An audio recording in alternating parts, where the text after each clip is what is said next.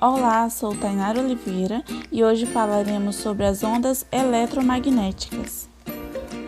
Você sabia que no funcionamento desse aparelho estão envolvidas tais ondas, responsáveis pela luz emitida em sua tela? Os celulares eles são exemplos de equipamentos desenvolvidos a partir de estudos e pesquisas sobre ondas eletromagnéticas.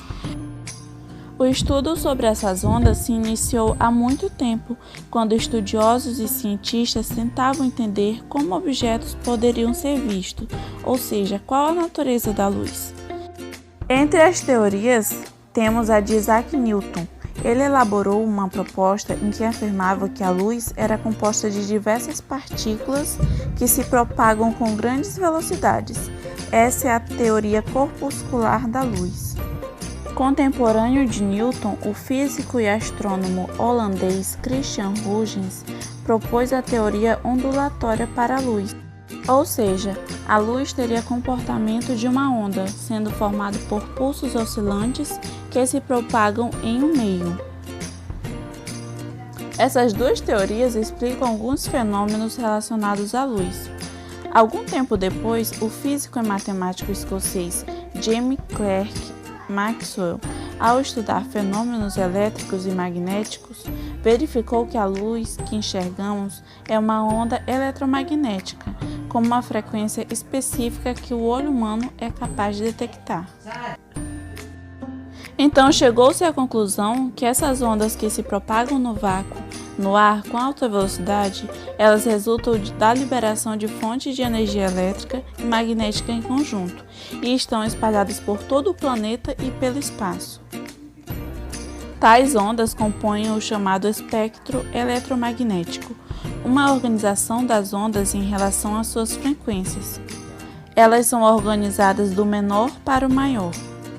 Exemplos de ondas eletromagnéticas são ondas de rádio, micro-ondas, infravermelho, luz visível, ultravioleta, raio-x e raios gama.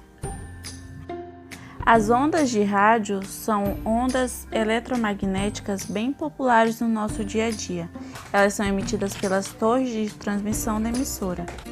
São usadas para ouvir rádio, assistir TV, para utilizar Wi-Fi, radares, telefonia celular, sinais de comunicação naval e aeronáutico, entre outros.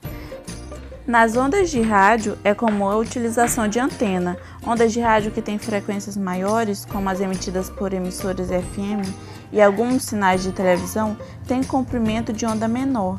Então essas transmissões, elas utilizam outras torres que retransmitem o sinal, aumentando o alcance das ondas. As chamadas micro-ondas, que dão nome ao aparelho para aquecer alimentos e bebidas, forno micro-ondas, possuem a característica de promover uma agitação nas moléculas de água do alimento. Portanto, elas vibram com maior intensidade. Nesse sentido, se você deixar um alimento por muito tempo no micro-ondas, vai acabar ressecando o alimento, pois a água do alimento está sendo agitada, e se você colocar algo que não tem água no micro-ondas, pode incendiar, causar explosão. Então essas coisas como alumínio e várias outras coisas que não têm água não devem ser levadas ao micro-ondas. Além disso, é importante destacar que elas também são ondas de rádio de alta frequência, utilizadas em sistemas de comunicação. Infravermelho. Essas ondas estão presentes na irradiação de calor emitida pelo corpo humano, permitindo mapear sua temperatura.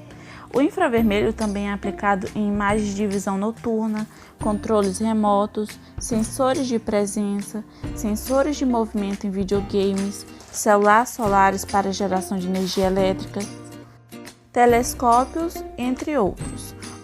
Outro exemplo é no funcionamento de controles remotos. Cada botão do controle emite um pulso infravermelho quando é acionado. Esse pulso é decodificado por meio de receptores presentes nos aparelhos, que executam a operação desejada. Luz visível é aquela que conseguimos enxergar. Dentro desse espectro, cada frequência equivale a uma sensação de cor, O termo sensação se relaciona ao fato de que é nosso cérebro que enxerga as cores. Ao girar um disco com 7 cores diferentes, vermelho, laranja, amarelo, verde, azul, anil e violeta, a luz que ilumina cada uma das cores do disco incide nos olhos de forma praticamente simultânea, e nosso cérebro interpreta esse estímulo como uma cor próxima a branco. Um dos primeiros cientistas a verificar que a luz branca é composta de todas as frequências da luz visível foi Isaac Newton. Em um experimento realizado por ele, ao incidir feixes de luz solar sobre um sólido transparente chamado prisma, Newton verificou que a luz branca foi decomposta e refletida na parede em diversas cores. Portanto, ela seria a junção delas. Ao atravessar um prisma, a luz branca sofre uma variação de sua velocidade de propagação, chamada refração. Como cada cor apresenta comprimento de onda e frequência específicos, elas refratam de forma diferente ao entrar no prisma e ao sair dele, o que causa a decomposição da luz branca em suas cores. Esse fenômeno é chamado dispersão. Uma aplicação do fenômeno de dispersão da luz também ocorre quando os raios de luz vindos do Sol atravessam as gotas da água que estão na atmosfera.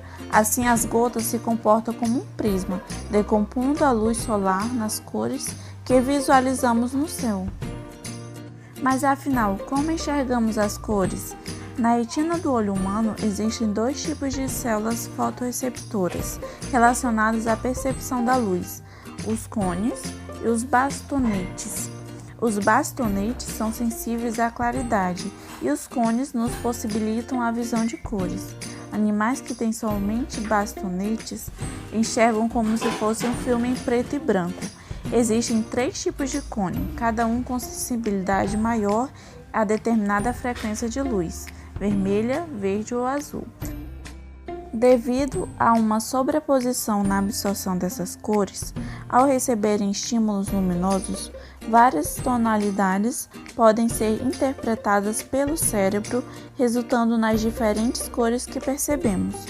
Dessa maneira, mesmo que a luz branca seja a soma de várias cores, os olhos humanos têm células que captam as 3 cores principais: vermelha, verde e azul.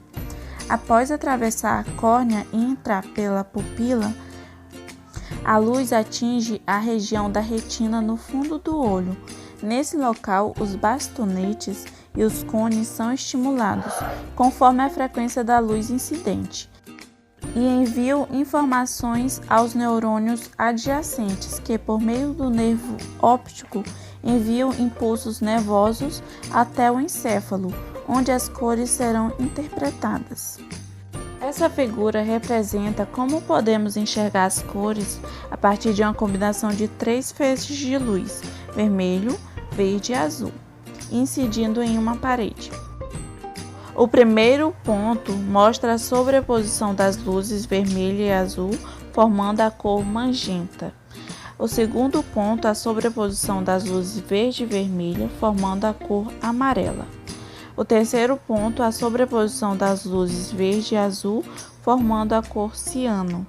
O quarto ponto mostra a sobreposição das luzes verde, vermelho e azul, formando a cor branca. Então é isso, pessoal. Espero que tenham entendido um pouco sobre as ondas eletromagnéticas do rádio à luz visível. Obrigada pela atenção, se cuidem e até a próxima.